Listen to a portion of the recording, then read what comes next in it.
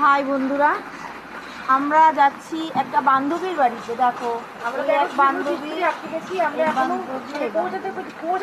বেরিয়েছি অনেকক্ষণ, কিন্তু দেখো তোমাদের দেখিয়ে দিচ্ছি, বৃষ্টিতে গেছি আটকে। কখন যে গিয়ে পৌঁছবো বলতে পারছি না, আদৌ পৌঁছতে পারবো কিনা সেটাও জানি না।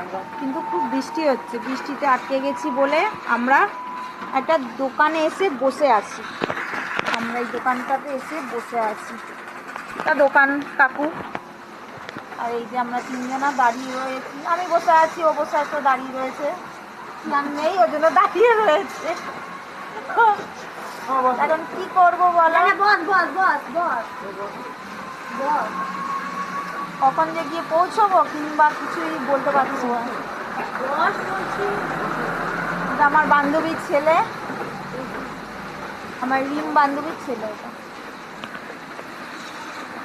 কিছু বলবি? আদৌ পৌঁছতে পারবি কি না? পৌঁছাতে তো পারবো, কিন্তু একটু বৃষ্টি কমলেই আমরা রওনা দেবো। তুই কিছু বলবি? যখন কথা দিয়েছি তো যাবো, যে কোনো উপায়ে যাবো।